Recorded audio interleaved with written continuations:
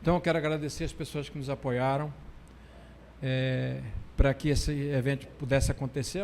É um evento simples, mas sempre tem alguma organização e é bom que para sair de uma forma boa, correta, que as coisas corram boa, tem que ter a colaboração de todos.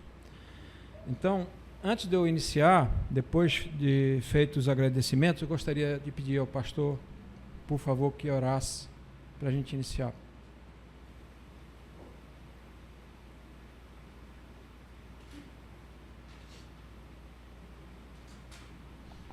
Vamos orar? Senhor Deus, assim como em Gênesis 41, José foi observado como um homem sábio pela sua proposta administrativa ao rei. É de sabedoria e também do seu agrado que os teus servos saibam administrar as suas finanças para a sua glória. Amém. Obrigado, Senhor, pela vida do teu servo André. Obrigado pela expertise, a sabedoria e o conhecimento dele, e que o Senhor use ele com poder para instruir-nos. E, por certo, seremos grandemente abençoados em Cristo Jesus. Me permita só informar que eu vou precisar sair, porque eu estou no velório, acompanhando vou fazer um culto fúnebre, então eu não tenho como ficar.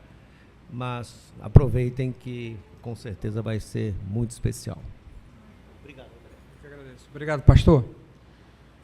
Então, a primeira coisa que eu quero falar é que, apesar de ter um nome de palestra, e quando a gente vê palestra, parece que é só a pessoa que está na frente, que vai falar, que vai discorrer sobre o assunto. Aqui vai ser uma palestra compartilhada. Nós vamos colocar algumas ideias, alguns conhecimentos que temos a respeito desse assunto e vai abranger algumas outras coisas para a gente chegar nesse assunto, que isso aqui basicamente que a gente está falando é cartão de crédito. Tá bom? A gente vai falar algumas outras coisas, mas no momento que vocês precisarem e tiverem alguma dúvida, por favor, podem interromper, a gente vai tentar esclarecer para a coisa andar. A minha previsão é nós terminarmos mais ou menos às 9 horas, para não ficar muito estendido, tá bom? Aí a gente vai olhando como é que vai ficar, tá bom? Outra coisa, em alguns momentos eu vou perguntar aqui se vocês estão comigo, eu vou perguntar se vocês estão comigo, eu quero que vocês respondam amém, que é para ver se ninguém adormece aí de vez em quando, pode acontecer, tá bom? Eu não vou poder dormir porque estou em pé aqui, tá bom? Mas estão comigo? Pronto, é isso que Então eu vou começar com Provérbios 20, 21. Na casa do sábio há previsões de comida e azeite, enquanto o tolo consome tudo o que tem. Então, aqui já está claro como nós devemos olhar para as finanças como algo importante, para as nossas finanças pessoais, como algo importante, não como dinheiro em si, mas como os nossos proventos podem nos dar condição de uma vida de paz, uma vida prolongada, que nós tenhamos em um futuro, médio e longo prazo, nós tenhamos proteção financeira para algo que possa ocorrer. E eu entendo que muitas vezes hoje as pessoas estão preocupadas com o que está acontecendo agora. E eu também, apesar de eu ser da área financeira, já vou falar um pouco do meu currículo, tenho um pouco de conhecimento, eu trabalhei muito nessa área, mas eu era da área financeira para as empresas, não para mim. Então, às vezes, nós conhecemos assuntos que são importantes e não conseguimos aplicar para nós. E muitas vezes é por falta de uma metodologia ou por uma conscientização de como as coisas devem funcionar. Coisas, às vezes, muito óbvias. E isso é outra coisa que eu quero dizer. Tem coisas que eu vou falar aqui que podem parecer muito óbvias, mas que às vezes você utilizando isso de uma outra forma vai dar um outro resultado, tá bom? E vai ter coisas que eu vou dizer que as pessoas, isso aí é uma coisa que eu já sei. Também tem muita coisa que eu já sabia e que não usava ou não fazia. E uma coisa importante é que às vezes nós temos, muitas vezes não temos, mas nós temos a informação da nossa realidade e não conseguimos usar ela para nosso benefício. Mas muitas vezes nós não temos essas informações registradas. E quando a gente olha no sentido de uma empresa, hoje em dia eu já consigo fazer essa comparação. Toda empresa, para ela fazer um planejamento a curto, médio e longo prazo, ela tem que ter o passado. É como uma estatística. Você só consegue olhar para frente quando você olha o que é que se passou. Mas isso tem que estar registrado, tá bom? Devidamente registrado. Quando isso está registrado, você consegue ter uma visão de uma previsibilidade do que você pode fazer no futuro, tá bom? Eu sei que isso pode parecer até um pouco complicado, mas à medida que a gente for conversando aqui, eu vou fazendo entender com um detalhe simples da nossa vida comum, do dia a dia. Bom, feito isso, vou falar um pouco do meu currículo aí.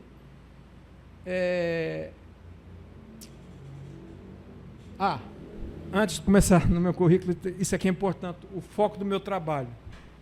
Então está ali, o meu trabalho hoje é ajudar as pessoas a não virarem escravos do trabalho só para pagar boletos. Isso é só uma visão geral, que no fundo hoje, ou a pessoa raramente está com capital sobrando e não sabe o que vai fazer com ele, que isso é raro, ou a pessoa está empatada ali, ela recebe, tem os proventos dela, que pode ser renda principal ou renda extra, e gasta, ou ela tem os proventos e não dá porque ela gastou. Essas as opções que nós temos, tá? Então, a grande maioria hoje das pessoas está nessa situação. Ela trabalha, se mata de trabalhar para poder cumprir os compromissos. Normalmente é assim. E tem uma outra coisa que é muito falada no meio financeiro, que é a chamada corrida dos ratos. Tem aquela rodinha que o rato fica lá dentro, ele nunca sai do lugar, mas ele nunca para de correr. Eu acho que tem rato que morre naquele negócio, porque não é possível. Ele fica ali, o objetivo dele é chegar do outro lado, mas ele não chega, porque está sempre rodando. Então a corrida dos ratos, o que é? Você está hoje, vamos supor, numa situação de uma receita, um exemplo, 5 mil, e você tem uma despesa de 5 mil. Você está equilibrado. Equilibrado no sentido que você ganha e você gasta. Aí você foi promovido, seu salário foi para 8 mil. Só que aí nós temos dores, necessidades e desejos. São 3 coisas. As dores são o que está complicado. Os desejos são as coisas que a gente tem desejo imediato. Tá? As necessidades, desculpa. As necessidades são as coisas que nós precisamos para, entre aspas, para ter uma vida normal. E os desejos são coisas extras. Tipo, sei lá, uma viagem, comprar uma outra casa, investir num carro novo. Isso são coisas mais a longo prazo. O que acontece é que se a pessoa sai de 5 mil e vai para 8 mil, isso é muito comum. Se ela gastava 5 e ela começa a ganhar 8, ela vai gastar 9. Isso é normal, é comum. Então, a corrida dos ratos, você está sempre correndo e você nunca consegue sair desse ciclo. O que é ideal? O que é o mundo ideal nas finanças, nas nossas finanças? É, no mínimo, nós nos programarmos, nós revisarmos todos os nossos gastos e nós termos uma reserva de 20% que nós ganhamos. Por que 20%? Eu vou dizer isso por experiência própria, porque eu já fiz e faço. Para mim, o dízimo é fundamental, mas isso é de cada um, isso é decisão de cada um. Para mim, é uma primícia básica. Então, esses 10% está na conta dos 20%. E eu posso dizer por experiência própria, porque quando eu comecei a ser dizimista fiel, e eu tinha ouvido isso anos isso, mas uma coisa é você dizimar e outra coisa é você ser fiel. E realmente isso muda, não é moeda de troca, mas vai mudar como Deus te retribui. Mas aí num certo momento que eu virei dizimista fiel, eu entendi que se eu podia não contar com aquele dinheiro para os meus compromissos, e em alguns momentos até poderia faltar dinheiro para os compromissos, mas não podia faltar, eu não podia deixar de devolver. Então, num certo momento, eu pensei, então, se eu posso fazer isso para Deus, eu devo fazer isso para mim também. Então, foi um compromisso que eu fiz. Então, eu tinha 10% eu devolvia e 10% era a reserva. Ok? Então, esse é o mundo ideal. Não é fácil. É simples, mas não é fácil. É simples a gente falar, a gente pensa nisso, mas a gente não faz. A grande maioria não faz. Tem pessoas que fazem. Tá bom? Tem pessoas que fazem. Mas até para você fazer reserva, tem uma forma de você fazer as reservas. Você tem que, no fundo, isso já é outro assunto, mas no fundo você tem que ter reservas para cada tipo de assunto. Uma reserva emergencial, que vai ficar ali, vamos dizer, no investimento, que você pode tirar a qualquer momento. Uma reserva para aposentadoria, sei lá, de 10, 20 anos, que você vai estar, não precisa ser um valor muito grande, que você coloque 100, 200 reais, mas que você vai estar comprometida a não mexer na reserva. Tá bom? Então, isso é só para a gente ter uma ideia ampla, porque isso aí já está entrando em outro assunto, mas é para a gente ter uma ideia ampla do que a gente vai falar aqui. Tá bom? Vocês estão comigo aí? Amém. Pronto. Então, ninguém dormiu ainda. Bom, então, entrando aqui no... Eu comecei muito cedo, com 13 anos e meio. 14 anos eu estava trabalhando no banco. Aliás, eu trabalhei num escritório primeiro, como naquela época era office boy, né? Não sei agora como é que se chama. Enfim. Eu vivia correndo para lá e para cá. Ia de ônibus, enfim, qualquer jeito. Mas era o trabalho. Depois eu fui para o banco, tinha 15 anos. Comecei a trabalhar no banco. Naquela época podia, hoje não pode, né? E trabalhei em vários bancos. Trabalhei 10 anos em várias funções, em vários bancos. Depois eu saí do banco. Fui para a indústria também na área financeira. Trabalhei 5 anos na Honda e depois eu tive um tempo ali que eu saí da Honda e fui para a Nokia. Fiquei 10 anos na Nokia. Depois saí da Nokia, tive outros negócios. E enfim, estou aqui, aos 60 anos. Então, é o que eu digo, a experiência é importante, ela agrega muita coisa, muita vivência. Mas nesse caso da educação financeira, eu estou me formando de novo, porque é uma metodologia diferente. Mesmo que a pessoa não conheça nada dessa área, a metodologia vai te ajudar a você tentar mudar o rumo da vida financeira das pessoas. Esse é o objetivo.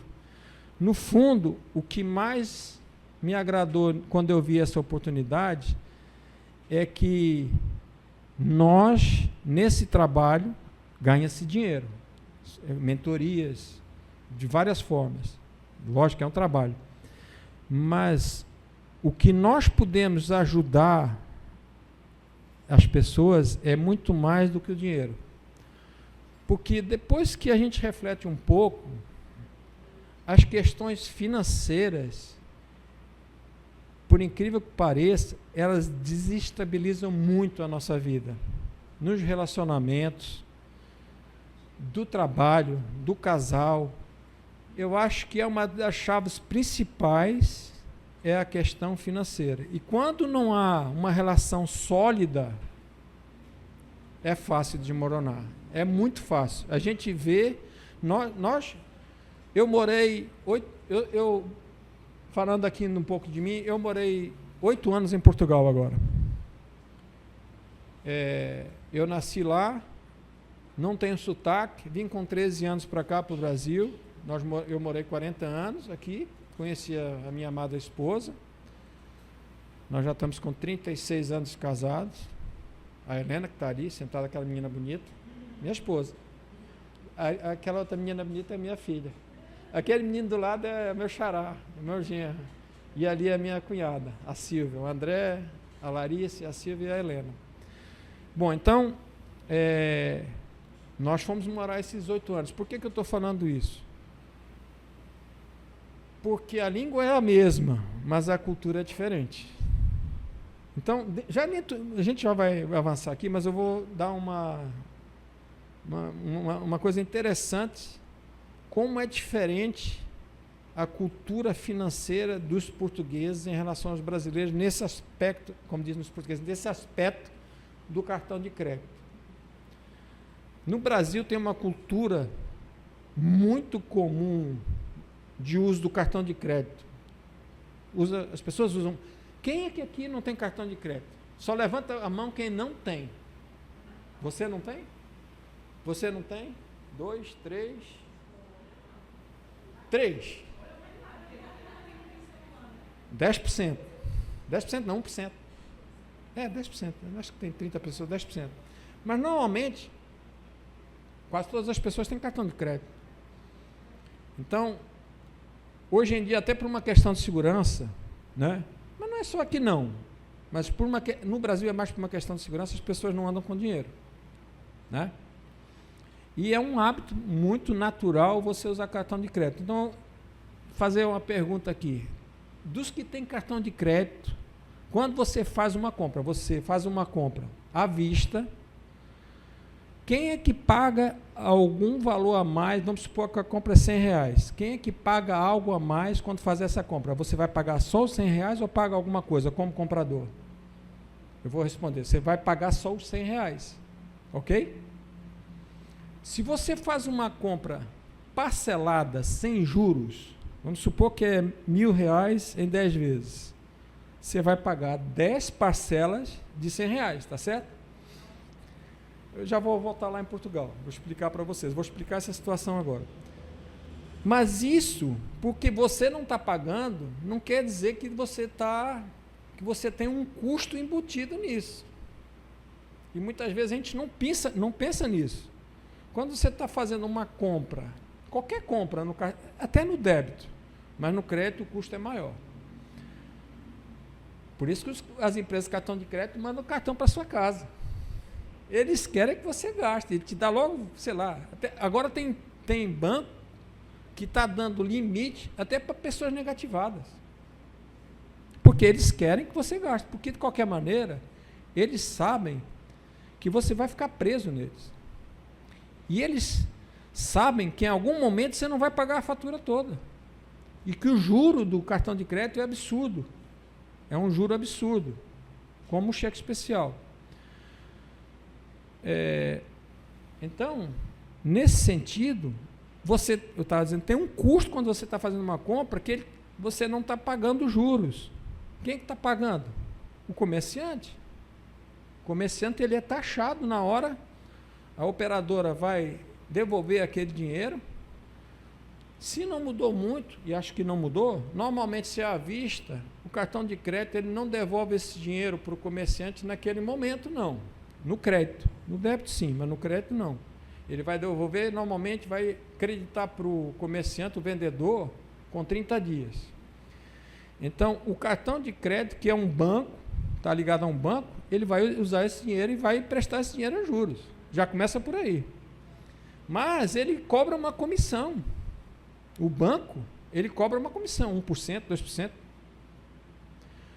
Quando ele cobra essa comissão do vendedor, o vendedor coloca isso no custo do produto. Certo? Isso é colocado no custo. As empresas hoje, conscientes, elas têm que trabalhar com custo, para depois elas saberem qual é o preço que elas vão praticar. Tem outros fatores para praticar o preço.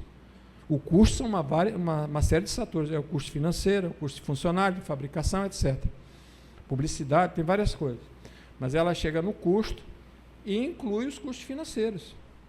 Então, por exemplo, se você vai numa loja, né, e lá tem uma televisão, um exemplo, de R$2.000, e eles fazem, normalmente eles usam uma técnica diferente, eles colocam 12 vezes e já colocam juro, já colocam algum juro, porque você não consegue visualizar.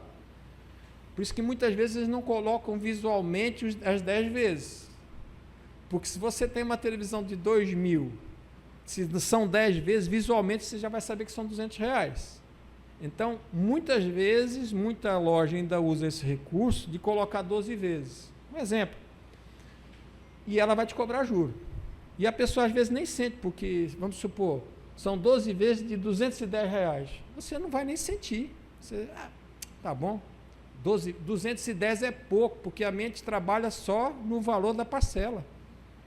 Tá bom?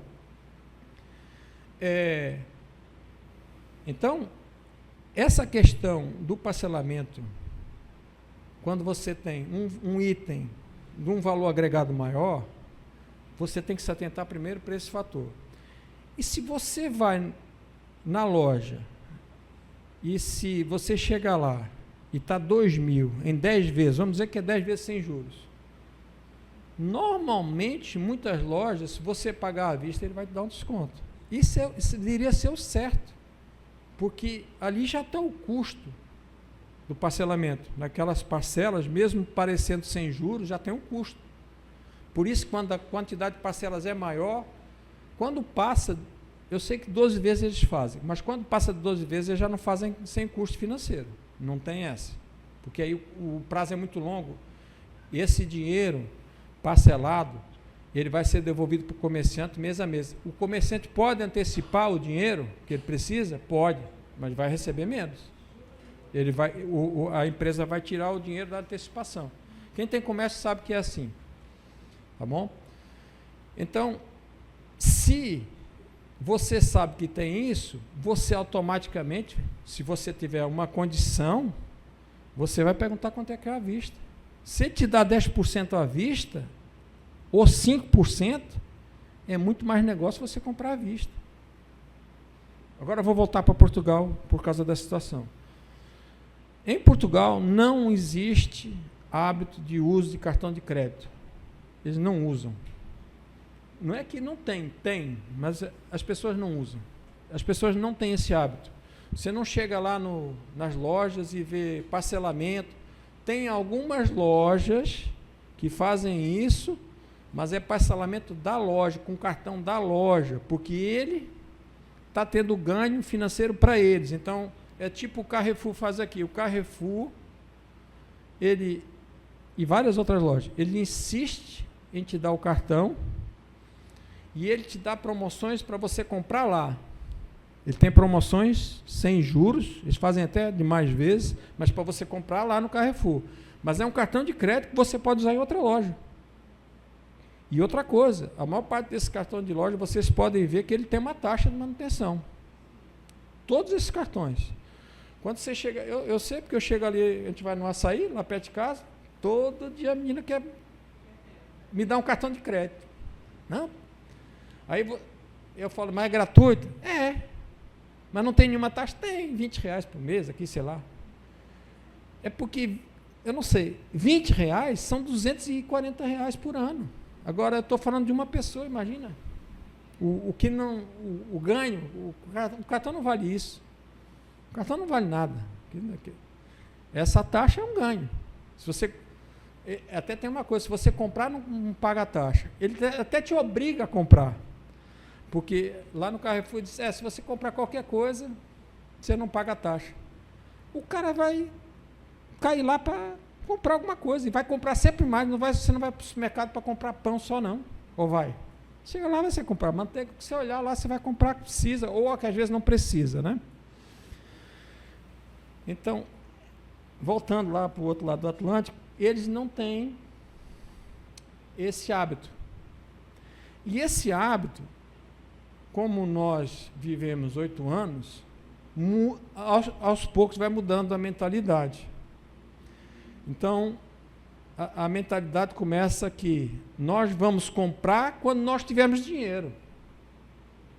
Não é comprar para depois ver se a gente consegue pagar. Isso é muito comum.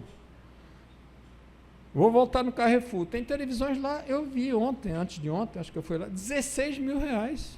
Aí você olha a parcela, sei lá, 1.400, sei lá, que eles fazem 18 vezes.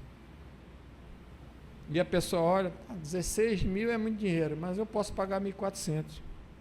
E aí você compromete o teu orçamento. Porque não é só isso, você tem outras coisas. Ok? Mas no caso dos portugueses, não. É lógico que tem outras questões. Lá o aluguel é muito caro, os salários são baixos. Então, fala-se muito, mas só se sabe quanto se vive lá. Então é muito difícil, e não é só na parte de Lisboa, você pagar aluguel. Não é fácil. Só para vocês terem uma ideia, o salário mínimo hoje, acho que agora aumentou, foi para, sei lá, 900 euros, e você não acha um apartamento, mesmo fora de Lisboa, por menos de 1.000 euros. Você não acha. Então, não é fácil. Então, as pessoas, elas têm menos dinheiro. Então, se elas têm menos dinheiro e elas não usam crédito, elas têm que viver com o que têm. Então, isso de uma maneira, vendo por um lado, você tem que gastar com o que tem. Então, se você não tem cartão de crédito, você não vai ficar devendo, né? Você também não vai ter as coisas, mas normalmente as pessoas lá, quando compram as coisas, compram à vista. E muita coisa também, os preços das coisas são mais baixos. Então, por exemplo, há um comparativo que se faz em relação ao salário e o que é que você pode comprar. Por exemplo, lá, com um salário mínimo, você consegue comprar 2 televisões, por exemplo. Aqui talvez não dê, o salário mínimo não dê para comprar 2 televisões. Então, às vezes, é essa comparação que a gente vai fazer. Só que isso é só uma estimativa para você entender o poder do salário. Mas quando você olha a questão dos outros gastos, aí complica. Tá bom? Mas o que eu queria dar de exemplo é essa questão do cartão de crédito. Então, as pessoas têm uma mente diferente de consumo, consome-se muito menos. E teve uma estatística há pouco tempo, principalmente nas Américas, isso é no mundo principalmente, os países mais consumistas, Estados Unidos, México e Brasil. Ok? É complicado. Vamos lá andar aqui. Bom, isso aqui é a primeira pergunta, já falei sobre isso. Aqui alguém já fez alguma compra em 12 vezes? Só o André? Só o meu genro? Mais pessoas, né? Pronto. Pois é, quem não fez? Todo mundo fez. Normalmente alguém fez. Bom, aí eu estou dizendo como usar a inteligência para evitar armadilhas financeiras. Então a gente já vai entrar um pouquinho mais na questão do cartão de crédito. O cartão de crédito, já começar a falar uma coisa, o cartão de crédito era para ser um facilitador de comprar, mas ele pode se virar uma arma de endividamento. Ele é um facilitador de compra quando você está organizado, quando você se planeja. Na verdade, isso é o mundo ideal, tá bom? Nós não deveríamos comprar nada que nós não tivéssemos dinheiro. Nós íamos comprar parcelado se fosse uma vantagem. Certo? Então, por exemplo, eu fiz uma compra um dia desses nos pneus. Uma pessoa que eu conheço. Nós pesquisamos. Isso é uma coisa importante também. Vou dar já uma dica aqui importante sobre parcelamento a longo prazo, porque longo prazo é alguma coisa que tem um valor agregado maior. Às vezes as pessoas pagam em 12 vezes, vou já dar um exemplo sobre isso, mas normalmente é uma geladeira, né? É uma televisão grande, é algo que tem um valor agregado maior em relação ao que você ganha, pronto. Nem sempre pode ser uma coisa tão mais cara, mas depende do que eu estou ganhando. Vamos supor, se eu ganho um salário mínimo, um item de 1.500 para mim tem um valor agregado grande. Se eu conseguir financiar em 12 vezes sem juros, eu vou financiar com juros, tá certo? Depende da situação de cada um. Mas eu fui fazer uma compra para uma pessoa que me pediu e nós pesquisamos 3 qualidades de pneus, ok? Em algumas lojas. Então, o que é que eu pesquisei? O mesmo tipo de pneu e nas 3 faixas. No melhor pneu, no pneu médio e no pneu mais barato. Normalmente o mais barato é o mais fraquinho. Então, fomos analisar qual é a loja que nessas 3 tinha o melhor preço, primeira coisa. Qual era da loja que financiava em tantas vezes sem juros? E se alguma dessas lojas tinha um desconto à vista que valesse a pena. Ok? Então, o primeiro passo para uma compra de valor agregado é fazer uma pesquisa. E para você fazer uma pesquisa de um item, vou dar um exemplo aqui mais fácil. Se você comprar uma geladeira, eu acho que a primeira coisa é você entrar na internet e você, ou porque você já conhece um modelo, ou porque alguém te indicou, uma marca, né? E você já sabe que você precisa de uma geladeira de 400 litros, 2 portas, não sei. Você define o que você quer, uma marca e um modelo, estou dizendo em relação à geladeira, em relação ao que você vai usar, o que você precisa usar. Definindo isso, o primeiro passo que eu acho que é importante é você olhar na internet. A internet, ela oferece muita coisa, mas às vezes depois tem outras coisas, que é frete, tempo, então às vezes funciona e às vezes não funciona. Ainda tem muitos problemas, principalmente em logística. Alguns ainda têm problema de segurança, de pagamento. Tem esses problemas ainda. Então, mas é uma boa forma de você ter um parâmetro de preço. Tá bom? Tá bom, você definiu, você viu lá, e você vai numa loja que, por exemplo, aqui em Manaus tem a Bemol, que é uma das lojas que é mais cara, mas que é a que mais oferece crédito.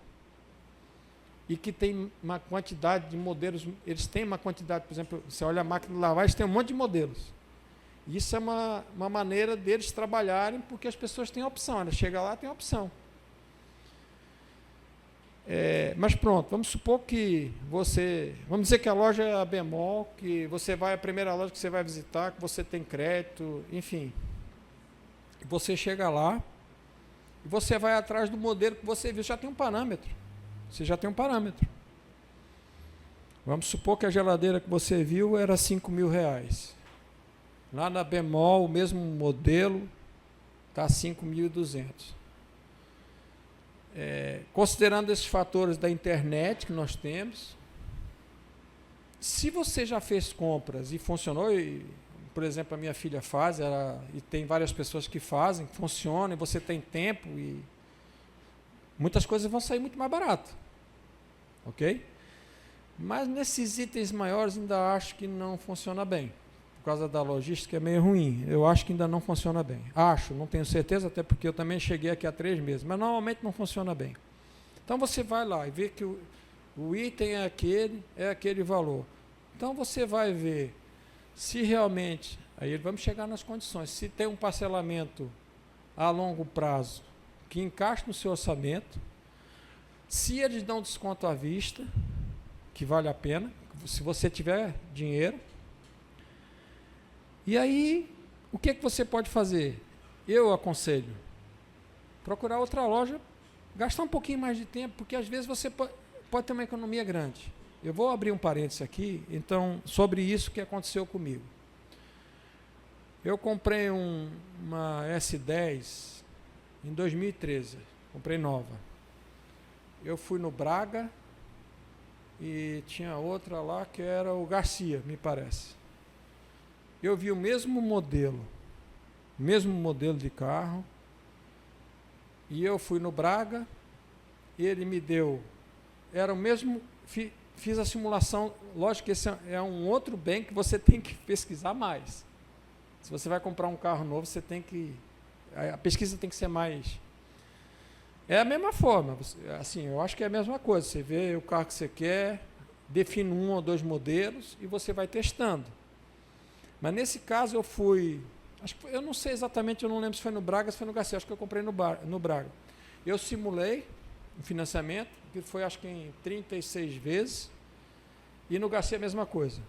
A taxa do banco, eu não olhei nem a taxa, eu olhei a parcela, como era a mesma.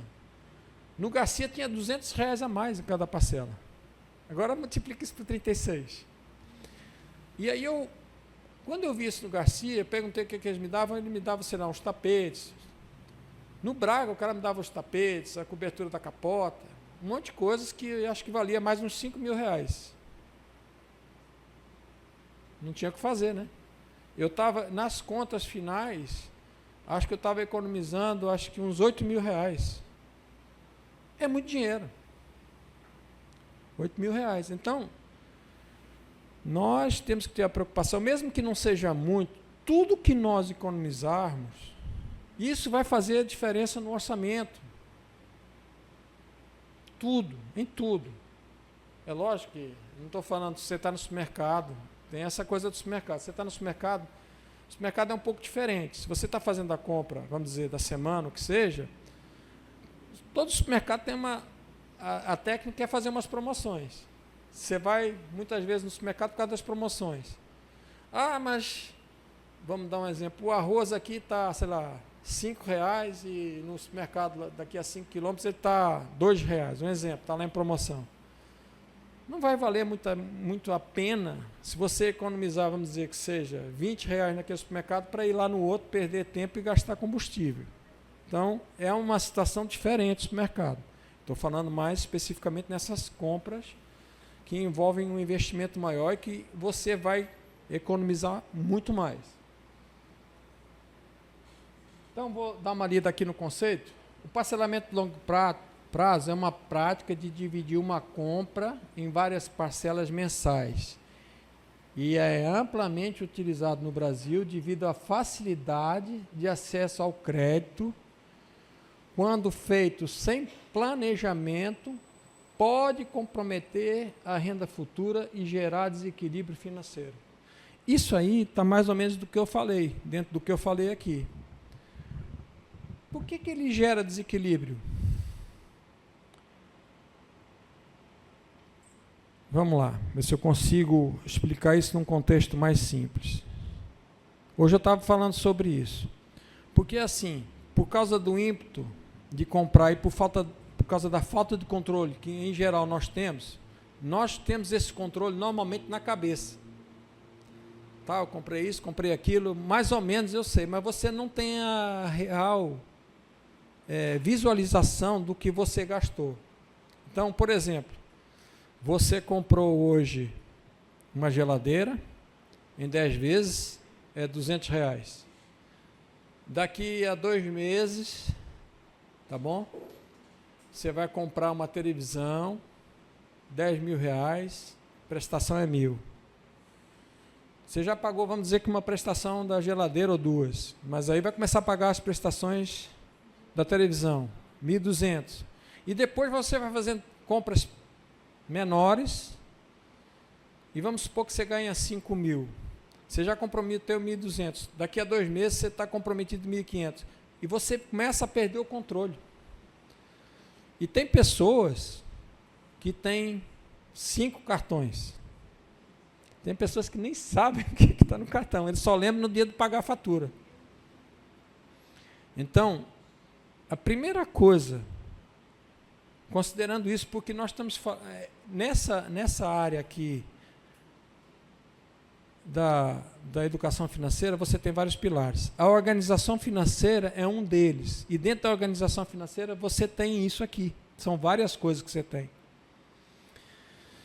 Então, quando você vai juntando tudo o que você gasta, você tem que ter a visualização que tudo, e isso é importante, tudo que você gasta realmente, tudo, café, tudo, você tem que registrar tudo. Eu sei que é chato, mas é necessário. Quando você tem essa visualização, você sabe se o teu salário está com o teu ganho. Não vou falar salário, porque às vezes a pessoa tem um salário, tem uma renda principal, e depois, só olhar o tempo, e você tem uma renda extra. Eu não estou falando nem da renda passiva, que isso aí já é reserva, isso é uma outra coisa. Na reserva se faz uma renda passiva que é a longo prazo. Mas quando você está organizado, isso é um custo, a renda passiva, porque é um valor que você vai guardar a longo prazo para você usufruir na frente. Mas, quando você visualiza todos os seus gastos, você consegue visualizar isso mensalmente, e você consegue ver a sua receita, você vai conseguir ver se a tua receita está comportando ou se vai sobrar aqueles 20% que eu falei para vocês. Muitas vezes, para sobrar esses 20%, nós vamos ter que mudar comportamento. Porque tem muitas pessoas que falam que para sobrar dinheiro é só ganhar, é só gastar menos do que ganha. É simples isso aí, né?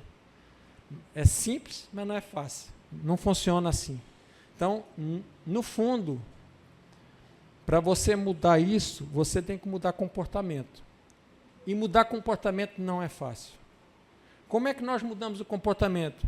É quando a gente consegue ter uma visualização da nossa realidade e quando a gente consegue projetar isso para um ano. Se a gente projetar só para o mês que vem, você consegue projetar. Então, no caso do que eu estou falando do cartão de crédito, você faz as compras, você coloca lá, estou falando de uma planilha, mas pode ser à mão. Você consegue, a planilha é mais fácil porque a planilha já vai somando para você, já vai te dando a real situação. Então, você já vai saber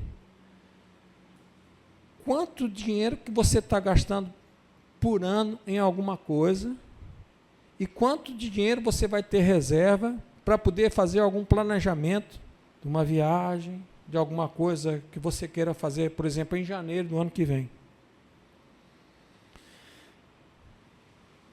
Então, entrando na questão dos gastos, olha só como é importante os gastos que a gente acha que são pequenos. Vou dar um exemplo. Isso vai de comportamento.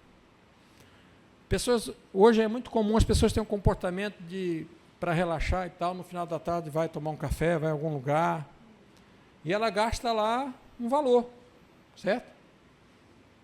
Um exemplo, gasta R$30. Isso é comum, as pessoas hoje, dependendo da forma de vida delas, elas fazem isso. Só que você... Está quente, né? Agora esquentou um pouco. Não sei se... Tá bom. Vocês estão comigo ainda? Ainda bem que ninguém dormiu, parece. A gente já vai ter aqui só mais uns 15 minutos para encerrar, tá bem? Se vocês quiserem perguntar alguma coisa, pode perguntar. Se quiser deixar para o final também, não tem problema. Pode colocar, por favor.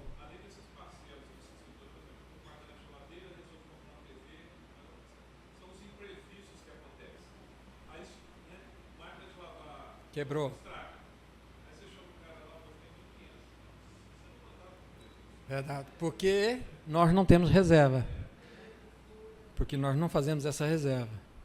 E na questão da máquina, por exemplo, nessa questão, tem uma outra situação que é importante. Agora esfriou. Estou esfriando até minhas costas. Agora eu acordei. Então, a questão da máquina, por exemplo, tem uma outra situação que a gente também trabalha, mas isso é mais para frente quando você está estruturado, que é a questão do seguro. Você tem seguro residencial, que normalmente é barato, mas que ele vai te cobrir muita coisa dessas situações. Tem muito seguro que ele vai te cobrir, só que a gente acha que não vai acontecer. As coisas acontecem, as coisas quebram. Você paga lá um seguro residencial, eu não sei os valores hoje, mas vamos supor que você paga um seguro, vou dar um exemplo, acho que é até mais barato, um seguro de residência que cobre várias coisas, você tem que ver as coberturas, mas que cobre várias coisas, vai pagar R$100, por exemplo. Hoje, para o cara ir na tua casa, um dia desse o cara foi lá para ver a geladeira, quanto foi? 250, né? 250 que a gente gastou lá. 210. O cara só foi trocar era um termômetro lá. O negócio eu fui ver, quanto é que custava aquele negócio, né? R$5, R$10 a peça. Eu não posso discutir com o cara porque ele cobrou. É o trabalho dele. É um absurdo, mas é o trabalho dele. Cada um, o trabalho do cara, eu não resolvo. Então o cara que sabe é igual o chaveiro. Nós em Portugal, não foi só uma vez não, a gente até aprendeu a abrir porta. É porque lá em Portugal é assim, as portas, a maior parte delas são blindadas. E a maior parte das portas, elas fecham só de puxar. Então, já aconteceu mais de uma vez. Pronto. Que todo mundo achava que estava com a chave, tinha a chave com a minha filha, tinha a chave com a minha esposa, achava comigo, ficou tudo dentro de casa. Aí, isso também ajuda a aflorar a internet. Primeira coisa hoje que eu quero resolver alguma coisa no YouTube. E realmente, em 2 vezes nós resolvemos. Mas né, na última vez eu não estava lá. Aquilo é, como as portas elas têm um trinco aqui, ela fecha, mas só fica aquele trinco. Então e elas normalmente não tem um batente ali que fecha. Então você consegue colocar uma patch, você dobra. Isso até é um brasileiro, um vídeo brasileiro, lógico. Português não tem essa habilidade. Não, normalmente não. Vou já contar uma outra coisa que eu fiz lá em casa, que se eu não tivesse a mente brasileira, não faria. Vou já contar, mas essa porta foi assim. Então, você coloca lá o patch, se você tiver um pouquinho de óleo, o vizinho ajudou, um pouquinho de óleo, passa, você bate um pouquinho, ela abre, porque ela pega no trinco ali e ela abre. Só que estava a minha esposa, ficou lá horas, não conseguiu, pagamos 90 euros para o cara. É muito dinheiro, 100 euros dá 600 pau, 600 reais, né? 640, pronto, mas o cara por muito... E o cara foi, quanto? 1 minuto? Foi 1 minuto. Mas eu vou discutir com o cara, precisava só entrar em casa. Mas essa coisa é muito engraçado, porque essa coisa de resolver as coisas é mesmo do brasileiro. E não é só o jeitinho, é prática. Eu tinha uma broca para colocar um prendedor de parede, só que a bucha, depois é que eu fui ver, só tinha essa broca. A bucha, ela era menor que o buraco da broca.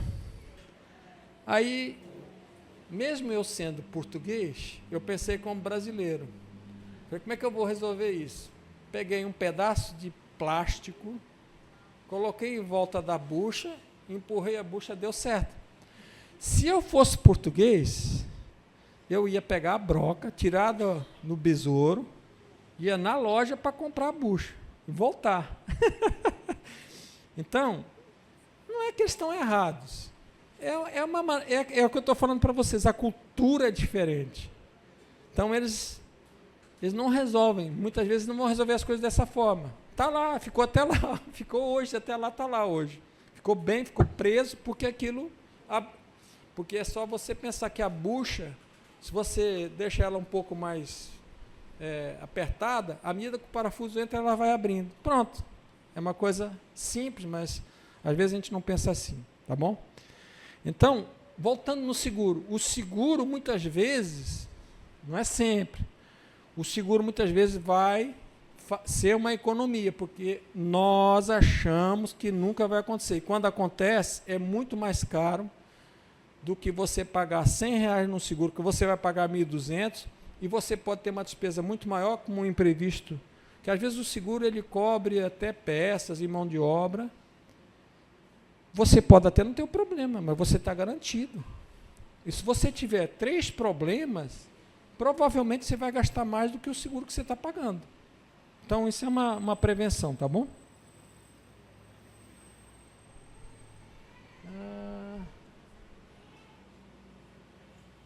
Isso aqui já falamos também, porque é tão utilizado, né?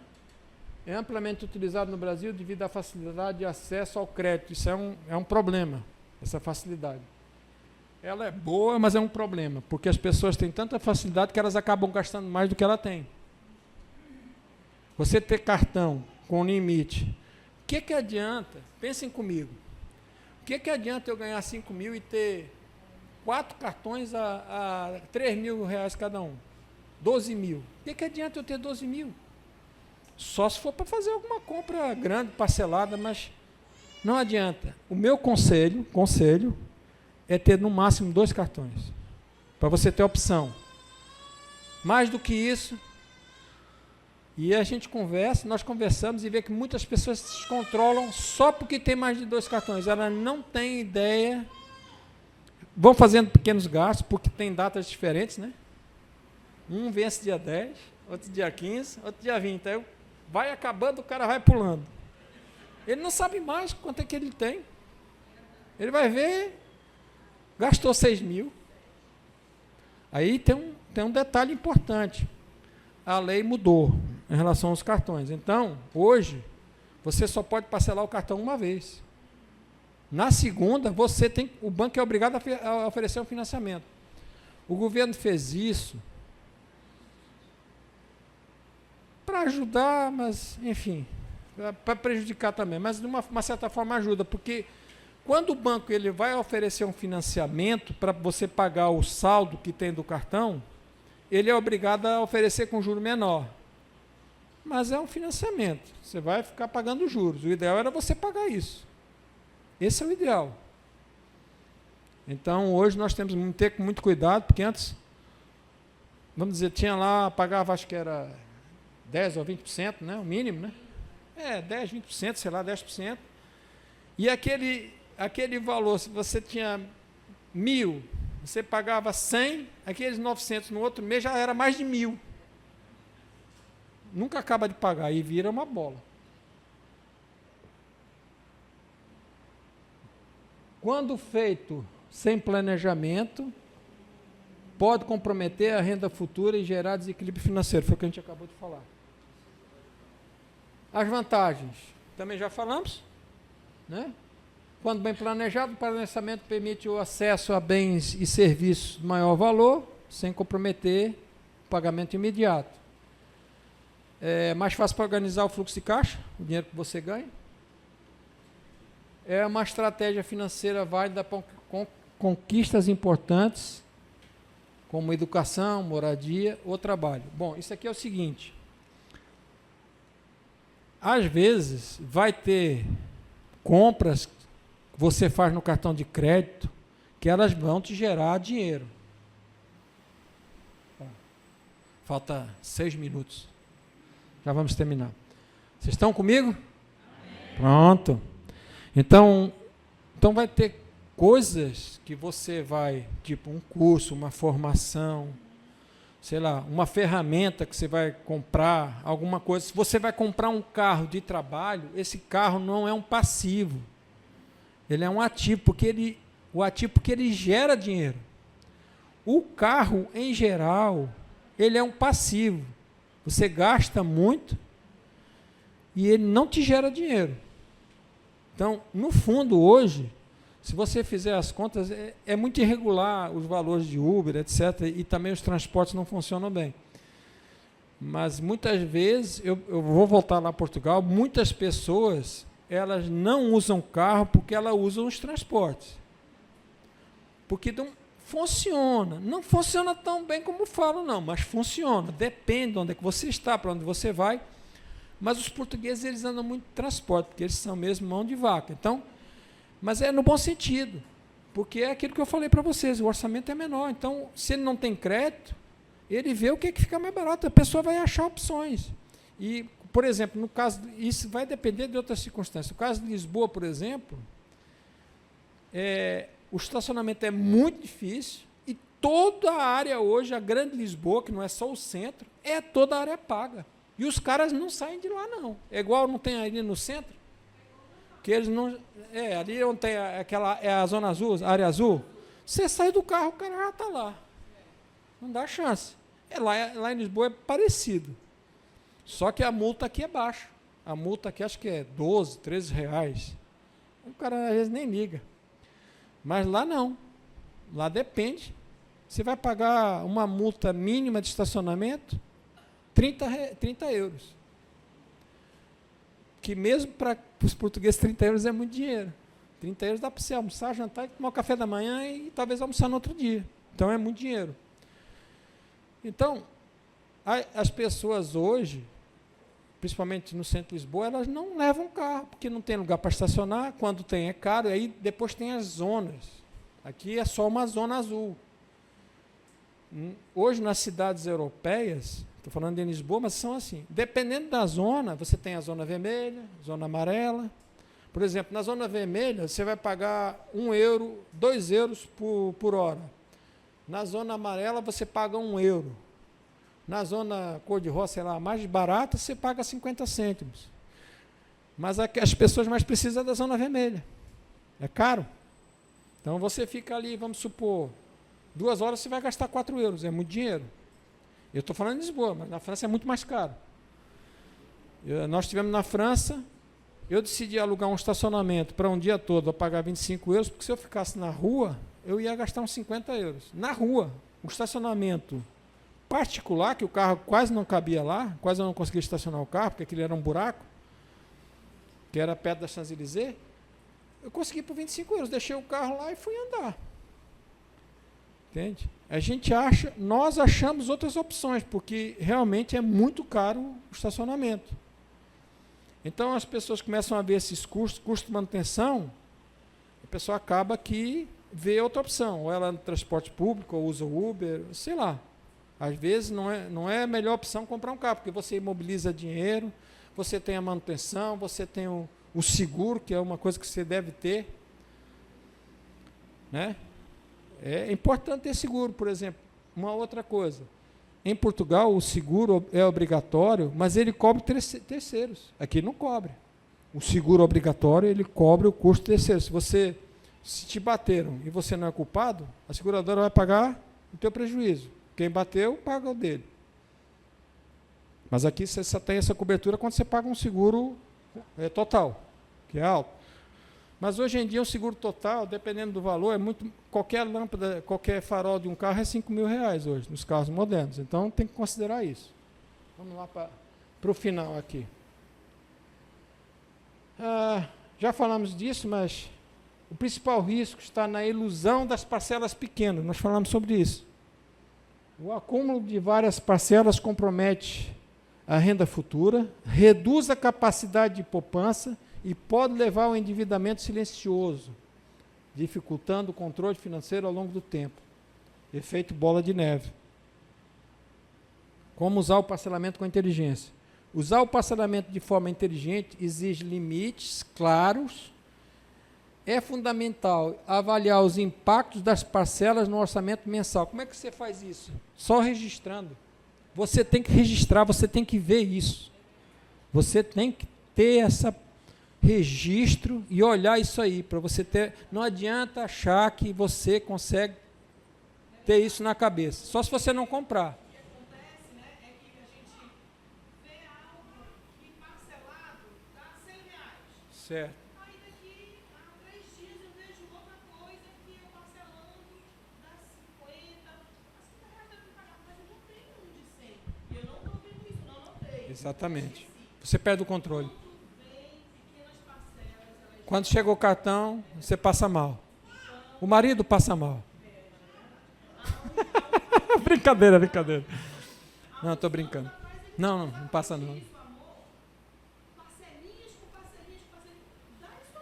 E tem mais... Como é o seu nome? Desculpa. Josi. E isso, você está falando, Josi, isso aí, pronto, isso tem que ser combinado no casal. Isso, para funcionar, tem que ser feito com o casal. E nós aprendemos, nós dois, né, com a ajuda do Senhor. Graças a Deus. Aprendemos, e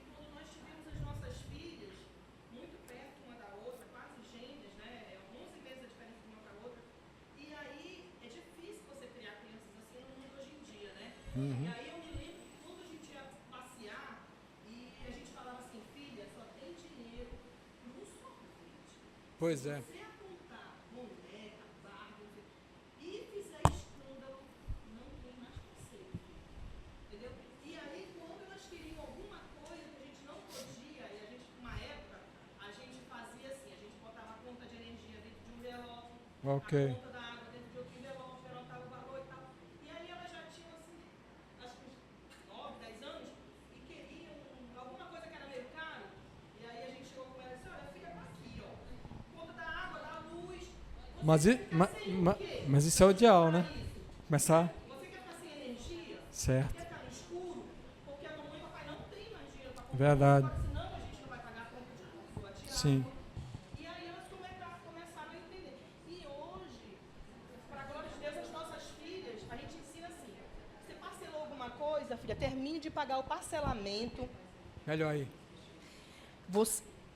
O que a gente ensina, filha, você comprou, por exemplo, a gente tem uma filha agora de 24 anos que ela comprou um notebook por conta de necessidade do trabalho, né? E ela comprou e parcelou uma parte desse notebook. Juntou dinheiro, deu uma boa entrada, ainda teve que parcelar uma parte. Logo que eu falei para ela, filha, você só vai comprar agora outra coisa parcelada quando você acabar o seu parcelamento. Preste bem atenção nisso. Preste bem atenção, porque é paz para a sua alma. É você deitar e dormir.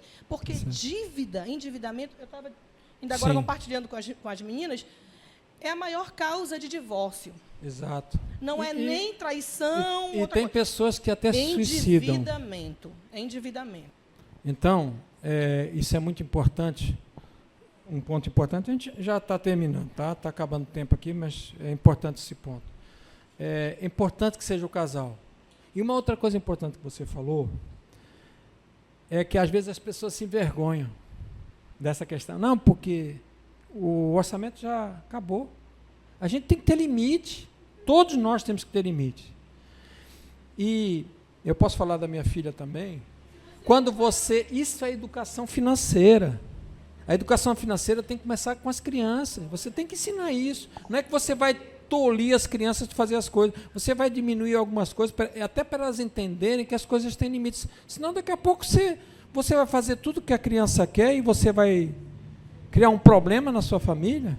Então, nós voltamos para a mudança de comportamento. Nós temos que mudar o nosso comportamento e fazer com que os nossos filhos entendam isso de uma forma amável, amorosa e tal, mas que eles têm que entender isso. A nossa filha foi criada dessa forma também. Ela tem esse entendimento. É lógico que nós fazemos tudo para dar o conforto para os nossos filhos, mas tem coisas que... Não, pai, eu quero uma Ferrari. Não dá. Estou dando um exemplo de uma Ferrari, mas não, estou dando um exemplo, mas tem coisas que não dá. Não é? Está mais ou menos ali no final. Ó. Planejadas, sempre alinhadas com a realidade financeira. Isso aqui nós já falamos. Olha, aqui, esse aqui é uma coisa importante. As prioridades financeiras. Quando nós trabalhamos com as prioridades e nós temos consciência das prioridades, eu vou voltar no assunto. A minha prioridade no meu provento é dizimar. Vamos supor que R$5.000. Eu não conto com os 500. O meu dinheiro é 4.500.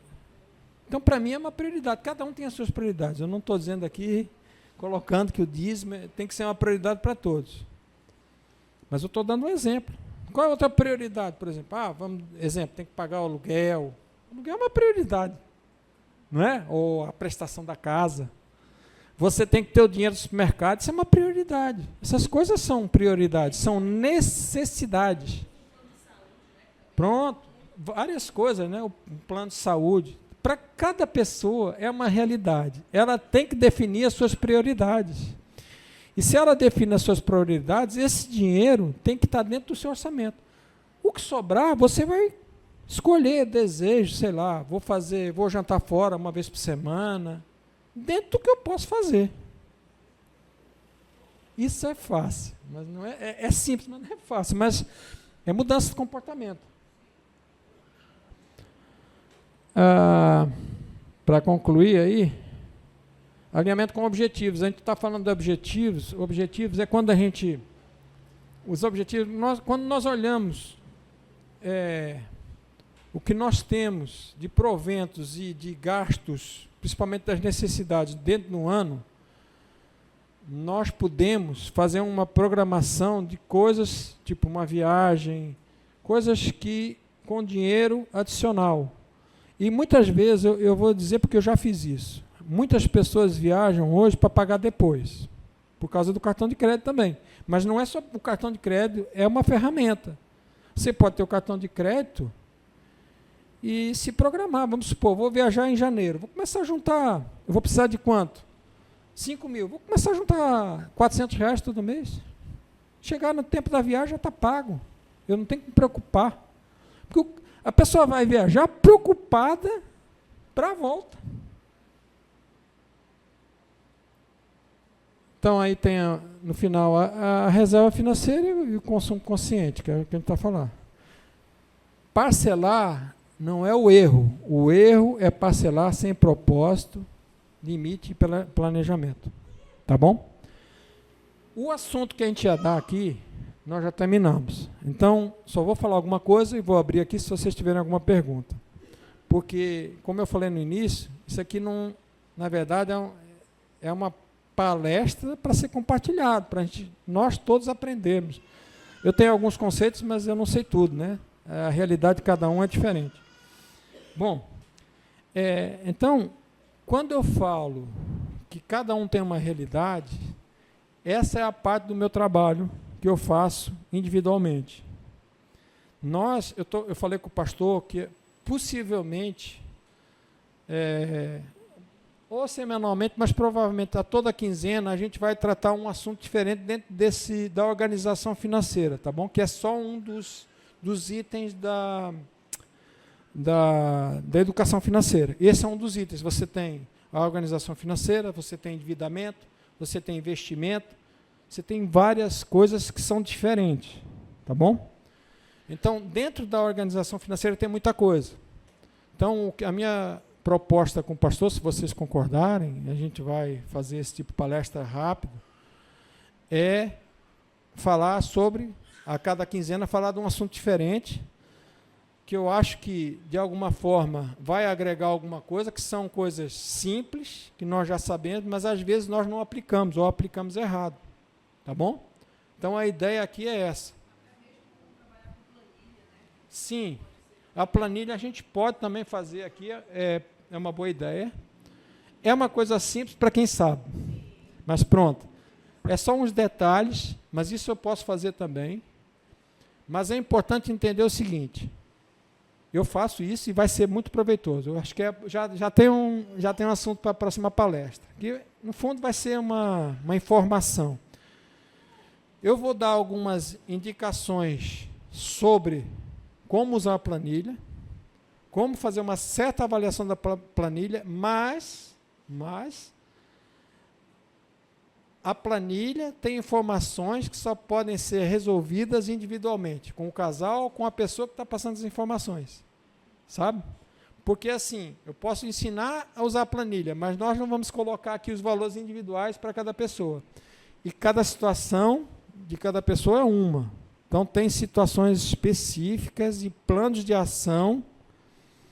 Mesmo para as pessoas que não têm renda para cobrir o gasto, você tem um plano de ação. Então, isso é uma mentoria. E eu, assim, já estou à disposição, na possibilidade de algum irmão querer, nós fazemos assim, nós fazemos a primeira sessão gratuita de alinhamento, e depois a pessoa define, ok? É algo que muda muita coisa. Só nessas coisas pequenas, às vezes, tem pessoas, dependendo do nível de ganho, que num ano economizam 5 mil ou mais. Tem gente que economiza 20 mil reais no ano, e que esse dinheiro faria diferença para uma renda passiva. Se você não estivesse gastando ali, você estaria economizando para outros projetos, tá bom? Mas o intuito não é esse, o intuito é a gente compartilhar as informações, agregar alguma coisa. Queria saber de vocês se gostaram, se tem alguma questão. Da minha parte, diga. Só um instante. Acho que a gente vai ter um salgadinho. A Helena fez um bolo, mas parece que vai ter um salgadinho aí. Eu sei. Enquanto ela não fala, só estou dizendo aí para... Eu estou ouvindo. Sim. Pode falar. Não está ligado. Não está ligado. Espera aí. Tá ok? Sim, pode falar. Eu gostei bastante, né, dessa introdução que você fez, nessas palestras de educação financeira. Sim. Mas eu queria ver também, assim, por exemplo, se você pudesse dar dicas, né, para quem já está naquela situação de eu ganho 1.000 e devo 3.000, né? Vou explicar isso aí. Dicas para a gente assim, poder sair dessa situação. Porque tem muita gente, né, que está assim, ganha um valor e está endividado 3, 4 vezes mais do que está ganhando. Então, assim, algumas dicas, né, para a pessoa sair dessa situação. Ok. Ontem, nós estávamos tendo uma aula, um rapaz novo, lá de Vitória do Espírito Santo, o cara chama Well, cara fantástico, o rapaz.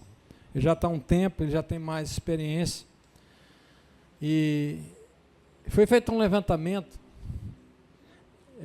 é difícil acreditar, mas que 85% das pessoas no Brasil têm problemas de endividamento. São vários tipos de problemas, tá bom? Tem pessoas que têm endividamento, porque endividamento, ele tem algumas etapas. Às vezes você está endividado para frente, tá bom? Você tem lá, um exemplo, você ganha 5.000 e você tem 6.000 de dívidas, mas ela está para frente. Isso é uma coisa. E você tem endividamento que já venceu. Isso é outra coisa. É uma outra forma de tratar. Eu posso dar algumas dicas? Eu posso. Mas a solução para cada um é pessoal. Até porque a gente não pode expor aqui a situação de cada um. Mas eu vou dar algumas dicas. No próximo, eu já vou pegar a sugestão da planilha. Eu vou trazer uma planilha aqui. Vou mostrar. Porque isso já vai ajudar, inclusive, no endividamento também. Porque você vai já ter uma visão onde você... Porque tem uma técnica que chama SRB. RSB é reduzir... deixa eu ver aqui, que agora escapou. É reduzir e cortar... Deixa eu ver. Deixa eu ver que eu esqueci aqui. Cabeça...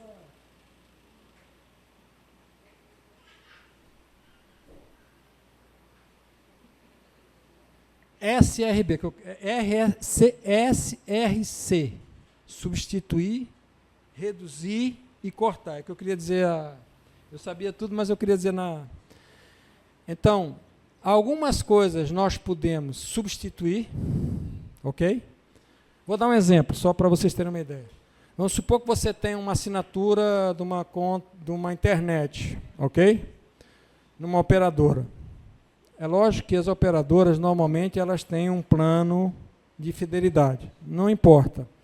Mas você olha a operadora A, você está pagando 200 e na operadora B paga 150. Você tem que ver se tem alguma diferença em termos de consumo, o que ele te está dando. Mas normalmente não tem. Tá bom? Então, você pode substituir. E olha só, R$50 dá R$600 no ano. Isso é só um item. Você pode substituir muita coisa.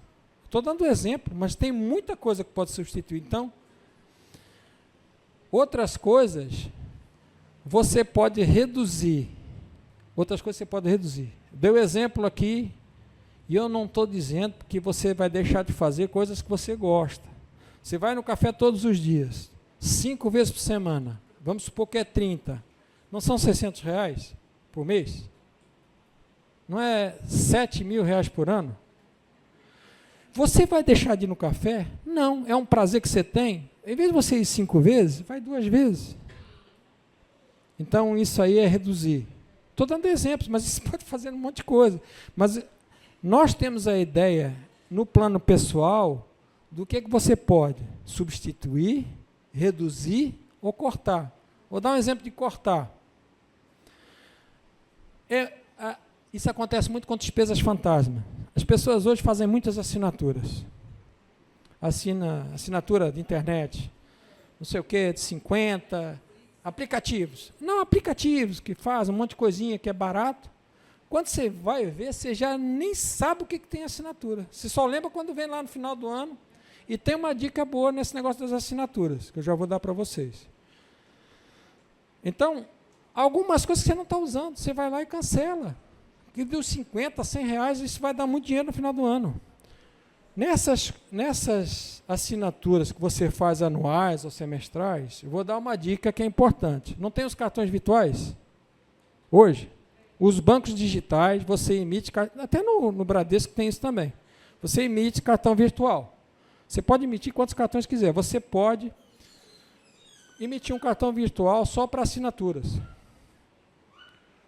Vamos supor que você fez assinaturas agora em janeiro, está tudo naquele cartão virtual. Quando chega em dezembro, você cancela o cartão virtual. Por quê? Eles não têm chance de renovar mais a assinatura. Porque aquele cartão que está registrado lá. Não, ele só não consegue renovar. Não, é importante essa pergunta. Mas é sempre. Não, você só não vai renovar. Porque assim, o que acontece? Quando está aberto o cartão, é muito mais difícil você ligar. Os caras fazem tudo para não. Eles fazem tudo para você não renovar, para você não cancelar a renovação. Se você faz, olha, essa dica vale dinheiro. Pronto, exato. Só que a academia é o seguinte, isso vale dentro do prazo do contrato. Se tiver, vamos dizer, se você fez uma assinatura de 1 ano e aquilo tem multa, você vai ter que pagar a multa. Se você faz 1 ano, ele vai te cobrar. Se você não vai, eu quero cancelar do meio do ano. Tem algumas situações que você pode fazer cancelamento, tá bom? Que nós não sabemos. Mas tem situações, por exemplo, da academia, se você for no médico, se você tiver com um problema que te impeça, você, depende da academia, você pode pegar um atestado e suspender. E tem situações que você pode cancelar. A suspensão é só durante o tempo do atestado, mas depois volta a contar o tempo, ok? Vamos supor que você fez 6 meses, suspendeu durante 13, os outros 6 meses vai contar mais para frente. E tem umas situações que o atestado vai te autorizar, tem situações lá no contrato que vocês não leem, que eu sei que ninguém lê, vai ter situações lá que vai te autorizar a cancelar. Por exemplo, uma viagem. Sim, senhora. Não perguntou em casa? Vai chegar o microfone para a senhora aí. Suponhamos que tem uma pessoa que esteja endividada com o banco. Qual seria uma dica para essa liquidação dessa dívida imediata? O que tu aconselha? Tu? Eu não estou endividada. Não, tu falou até brincadeira. Suponhamos que uma pessoa... Essa situação tem várias... Depende. Mas, primeira coisa, se a dívida está vencida, ok? A dívida está vencida, que é uma situação. Venceu a dívida, já está no 3º mês, você já está no SPC, ok? O banco, vamos supor que a dívida original era 1.000, vai estar 3.000, um exemplo, que normalmente é assim. Você já começa, se você tem o dinheiro, vamos supor que você tem 1.200, a tua dívida era 1.000, tá bom? Corrigida. E eles vão te cobrar 3 mil. É mais ou menos assim a situação do banco. Você vai chegar com o banco e vai dizer, olha, eu não tenho condição de pagar o que vocês estão cobrando. Pode chegar com o gerente ou mandar uma carta, o que for. Não tenho condição. E você tem 1.200. Você vai dizer, eu tenho 800 para pagar a dívida. Espera. No primeiro momento, nos primeiros meses, eles não abrem muito, mas eles reduzem alguma coisa. À medida que vai passando o tempo, isso eu sei, porque eu já tive conviver com pessoas que aconteceu isso. Passado o tempo, a dívida fica menor do que a original. Dependendo do tempo. Ela chega a ficar menor que a original. E tem mais uma outra coisa. No Brasil, a inscrição da dívida no SPC, ela só pode ficar durante 5 anos. Ok? Estou dizendo uma questão de dívida atrasada. Só pode estar inscrita durante 5 anos. E tem muita gente que aplica golpe com isso. Que faz isso um meio de vida. Porque as lojas não têm organização. Então, o cara espera. Passar os 5 anos, ele mete um processo. E ele ganha mais do que a dívida que está lá. Isso é muito comum. Entende? E as lojas, e eu vou lhe dizer que ainda tem coisa pior, que às vezes a loja colocou uma dívida, já passou o tempo, já prescreveu, você vai lá e o cara diz que não vai tirar a dívida. E eles estão errados. E depois você ganha o processo. Agora, tem várias situações, tá? É por isso que dica é muito...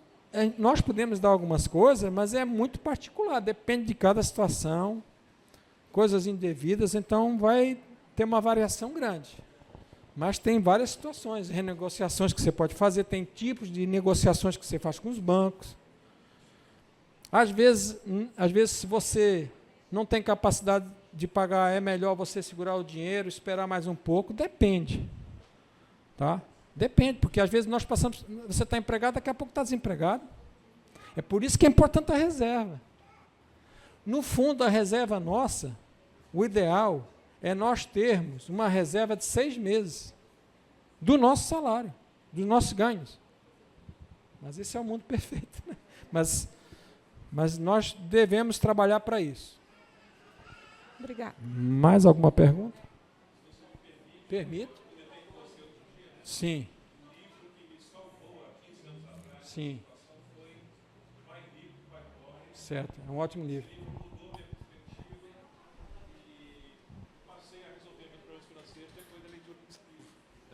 Para rico, para pobre. Inclusive, então, acho que essa Corrida dos Ratos ele comenta sobre sugiro esse livro para todo mundo. E ele é uma literatura fácil, né? Você pensa assim, matemática financeira. Roberto Kioski, né? Isso. Você acha que é matemática financeira, coisa complicada. O livro é simplíssimo, qualquer um entende. E são conceitos, né? Fez uma revolução na minha vida. Então, sugiro fortemente. Ótimo. Uma ótima opção. Muito obrigado. Boa noite. E que Deus abençoe vocês. Eu tenho uma pergunta. Tem pergunta? Tem pergunta ainda? Eu tenho uma pergunta, não sei se é favor. Pertinente à tua palestra. Pode falar. Eu se vou não simular for, aqui. Eu diga. tenho um empréstimo consignado, tudo simulação, Okay. no Banco do Brasil, e o Bradesco fica me ligando para eu fazer a portabilidade. Isso funciona ou é também mais um engodo?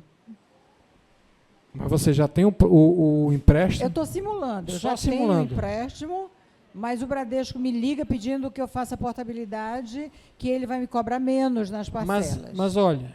Isso é comum demais. Sim. Sim, pode falar. É assim, a gente fez o consignado, na época que a gente fez, estava assim, 1,5 de juros. Okay. Né? E o governo vai e reduz a taxa para 1,1. Ok. Aí o outro banco, que eles têm acesso a todas essas informações, ligam para a gente, olha, você tem um consignado no banco tal, você está pagando X por mês com a taxa tal. Okay. Ou eu sou aqui representante do Banco Y e nós temos uma proposta para você. Ao invés de você estar pagando 1,5% de juros, você vai pagar 1,1%. Ok. E ainda fica com troco. Sim. Eles falam isso. Você ainda quita aquele empréstimo e você ainda pega X de troco. Certo. Aí, numa situação, eu falei assim, não, mas eu não quero pegar o troco. Eu quero abater, liquidar. Né? Ah, mas isso a gente não pode fazer. Pronto. Deixa eu só... Eu já vou chegar na sua questão. Mas o que a senhora falou é que foi só uma simulação. Eu acho... Eu vou dizer uma coisa. Portabilidade, que eu entendo, meu entendimento, portabilidade é de alguma coisa que você já tem. Tipo, você tem um telefone celular de uma operadora, você vai fazer portabilidade, mas você já tem. É meio estranho, porque numa simulação... Não, pois é, a única coisa que eu estou dizendo é que a portabilidade é quando, no caso que ela falou, é que quando já existe, está em curso, eles oferecem essa portabilidade para te dar uma chance de você pagar menos. Isso acontece, mas tem que avaliar. E essa situação, eles deveriam aceitar, só que eles não aceitam porque eles querem o ganho total dos juros. Você quer reduzir o prazo. Mas, se na condição geral, e se tiver bem explicado, se não tiver entre as entrelinhas, se tiver bem explicado, e se você tiver um ganho, mesmo que prorrogue, é negócio. Vamos supor, você tem 10 mil, você está devendo 20, ok? Nessa nova taxa, vamos supor que é o menos 10 mil, e você vai pagar 16, mesmo com prazo maior, é melhor. Porque você gasta menos. Percebe? Mas tem que ver se não tem armadilha no meio. Normalmente tem que pedir a proposta por escrito. Pronto? Mais alguma dúvida? Mais alguma dúvida? Obrigado, boa noite e Deus abençoe vocês. Até a próxima.